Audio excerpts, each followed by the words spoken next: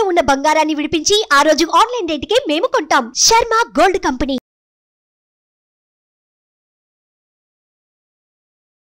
నమస్తే, welcome to Suman TV. నేను మీ యామ్ని. ప్రస్తుతం మనతో ఉన్నారు ప్రముఖ ఆధ్యాత్మికవేత్త, ప్రముఖ జ్యోతిష్య వాస్తు పండితులు డాక్టర్ గుండపూడి శివ సుధీర్ శర్మ గారు ఉన్నారు. గురుగారితో మనం మాట్లాడదాం. నమస్కారం గురుగారు. శ్రీమాత్రే నమః, శ్రీ గురుభ్యో నమః. గురుగారు, మనం గత వీడియోలో చూసుకున్నట్లయితే మీరు నిర్వహిస్తున్న లక్ష్మీ సుదర్శన హోమం గురించి తెలియజేశారు కదండి. అలానే ఇప్పుడు ఉగాది నుంచి ప్రారంభం అవుతుందన్న, ఆల్రెడీ ఇప్పుడు అవుతుంది కాబట్టి హోమం గురించి విశేషాలు తెలియచేయండి. చాలా దివ్యంగా జరుగుతుందమ్మా అమ్మవారి సన్నిధిలో.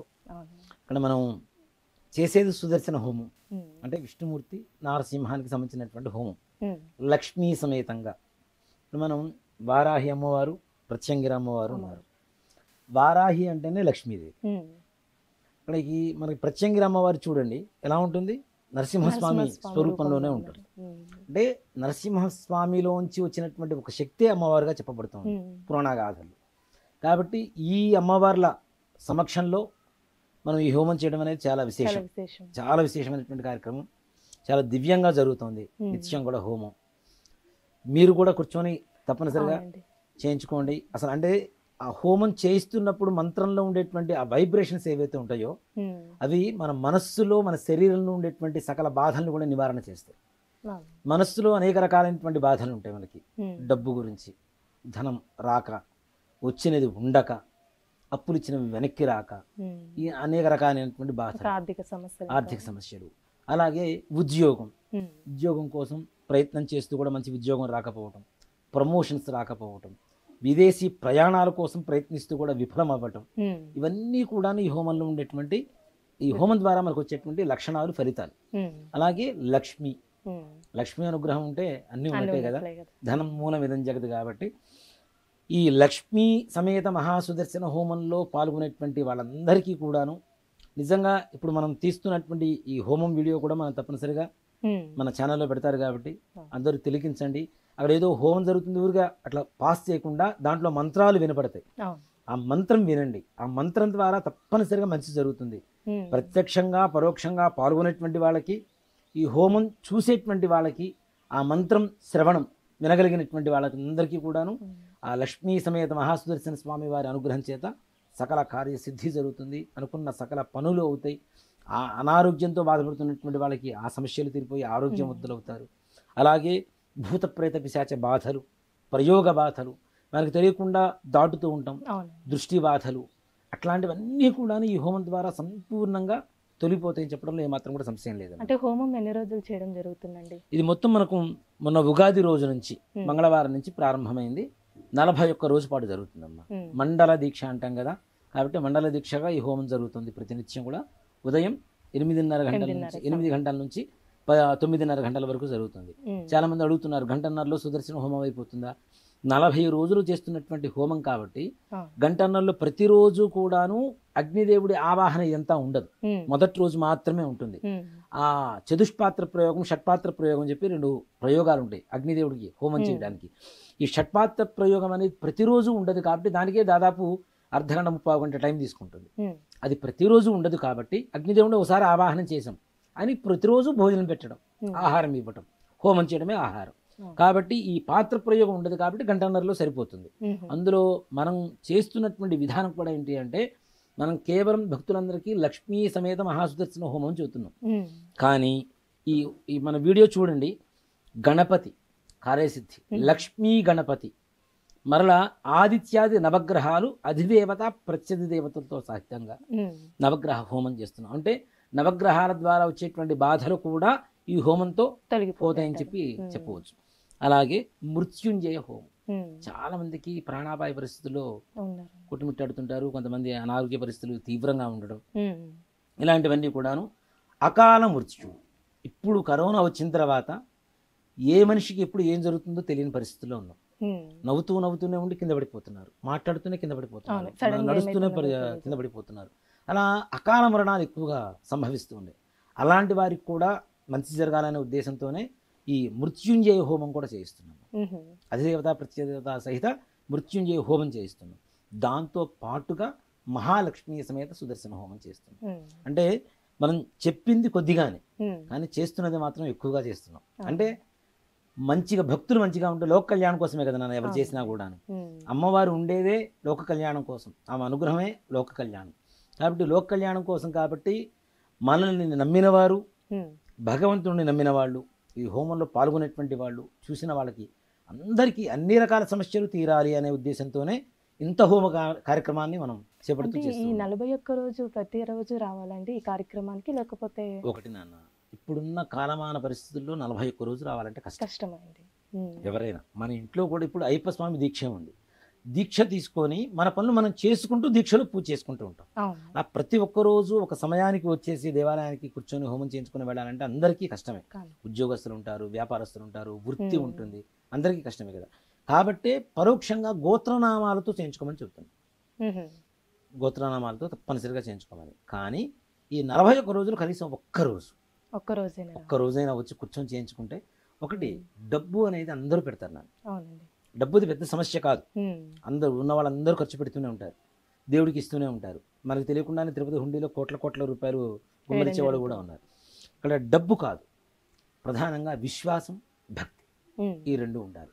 అక్కడ ఏంటి, మనం గోత్రనామాలతో హోమం జరుగుతుందిలే అనుకోవటం వేరు, ఉమ్, హోమం చేయించుకున్న తర్వాత ఉండేటువంటి ఆనందం వేరు. ఉమ్, ప్రత్యక్షంగా కూర్చొని చేయించుకుంటే ఎంత ఆనందంగా ఉంటుంది అవునండి. కదా. ఉమ్, కాబట్టి అలాంటి ప్రత్యక్షంగా పాల్గొనడం ద్వారా ఇంకా విశేషమైనటువంటి ఫలితాన్ని పొందేటువంటి అవకాశం ఉంటుంది ఉమ్. అంటే తప్పనిసరిగా. ఇప్పుడు ఉగాది నుంచి ప్రారంభించారు కాబట్టి ఇంకా అంటే పూజకి ఛాన్స్ లేదా అనుకునే వాళ్ళు ఉంటారండి. అలా ఏం లేదు నాన్న, ఎన్ని రోజులు జరుగుతున్నా గోత్రనామాలు మరలా మధ్యలో రాయించుకోవచ్చు. మధ్యలో కూడా ఇంకోటి కూడా పాల్గొనొచ్చు. చెప్తా, దీంట్లో గొప్ప అవకాశం ఏంటంటే త్వరపడితే ఇంకా బాగుంటుంది. ఉమ్, అంటే రోజులు అయిపోతూ ఉంటాయి కాబట్టి అవును.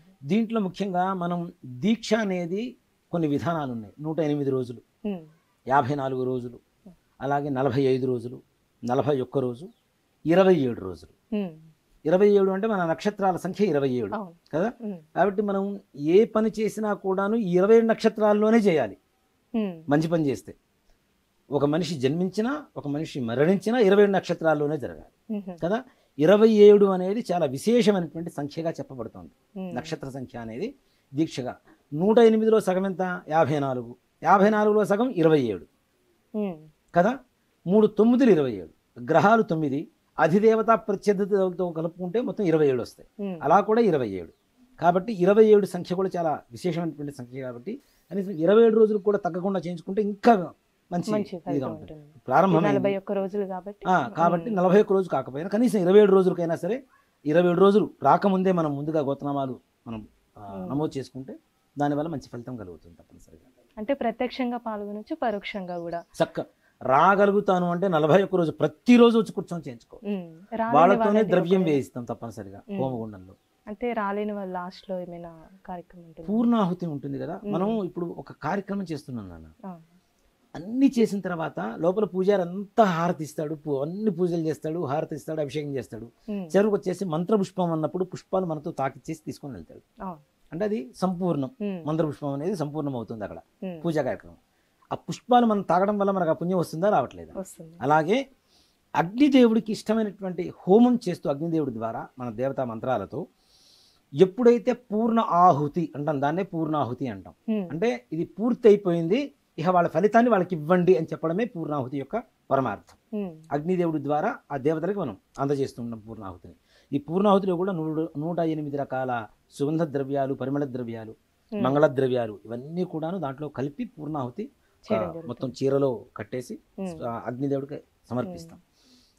పూర్ణాహుతి చూసిన ఉమ్, ఆ పూర్ణాహుతి అయిపోయిన తర్వాత భస్మం ఇస్తాం కదా, ఉమ్, భస్మ ప్రసాదాన్ని తీసుకున్నా ఉమ్, తప్పనిసరిగా పూర్ణాహుతి జరుగుతుంది, ఇంత హోమం జరుగుతుంది అంటే భోజనాలు పెట్టాలి తప్పనిసరిగా.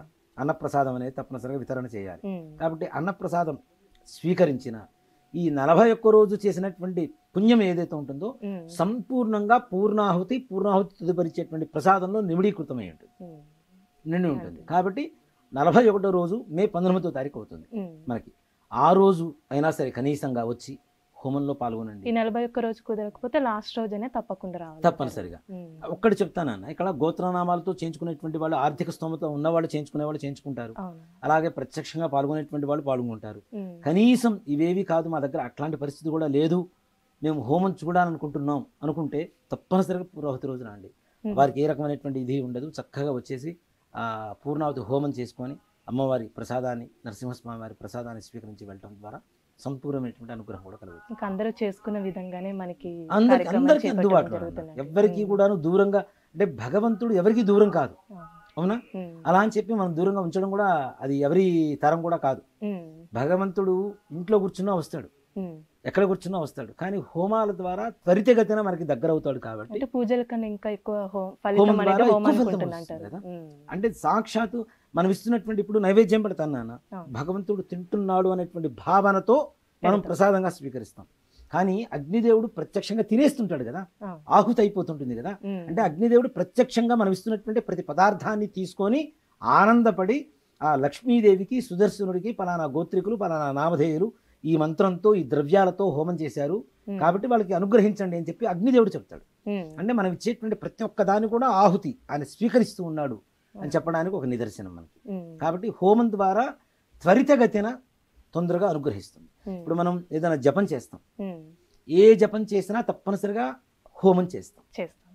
హోమంలో దశాంశం, ఇప్పుడు మనం మంత్రం చెప్తాం, జపం చేస్తాం కదా, 1,00,000 సార్లు జపం చేసాం, 10,000 సార్లు హోమం చేస్తాం, ఒక 1000 మందికి అన్నదానం, అట్లాగా ఉంటుందన్నమాట. అంటే దశాంశ పద్ధతి అంటారు దీన్ని, విధానం అంటారు. 1,00,000లో దశాంశం 1000, 1000లో దశాంశం 10,000, 10,000లో దశాంశం 1000. కాబట్టి అట్లా దీని ద్వారా తొందరగా మనకు అనుగ్రహం రావడానికి హోమం విధానం అనేది చాలా విశేషమైనటువంటి ప్రక్రియ. చాలా చక్కగా తెలియజేస్తారండి, ధన్యవాదాలు. శ్రీమాత్రే నమః. శ్రీ చూసారా కదండి గురుగారి మాటల్లో, శ్రీ లక్ష్మీ సుదర్శన హోమం అనేది 41 రోజులు చేయడం జరుగుతుంది. ఈ 41 రోజులు రావడానికి వీలైన వారు 27 రోజులైనా, అంటే చేసే రోజుల్లో పాల్గొనవచ్చు, లేకపోతే ఒక రోజైనా పాల్గొనవచ్చు. ఈ హోమం యొక్క ఫలితం అనేది మనకు ఉండడం జరుగుతూ ఉంటుంది. అయితే మీరు కూడా ఈ హోమంలో పాల్గొనాలి అనుకుంటే ప్రత్యక్షంగా కానీ పరోక్షంగా కానీ స్క్రీన్ మీద కనిపిస్తున్న నెంబర్కి కాల్ చేసి మీరు కూడా పాల్గొనండి ఈ హోమంలో. ఇలాంటి మంచి వీడియోస్తో మళ్ళీ మేము ముందుంటాను. ధన్యవాదాలు. సుమన్ టీవీలో మీ పర్సనల్ అండ్ బిజినెస్ ప్రమోషన్స్ కోసం కింది నెంబర్కి కాంటాక్ట్ చేయండి.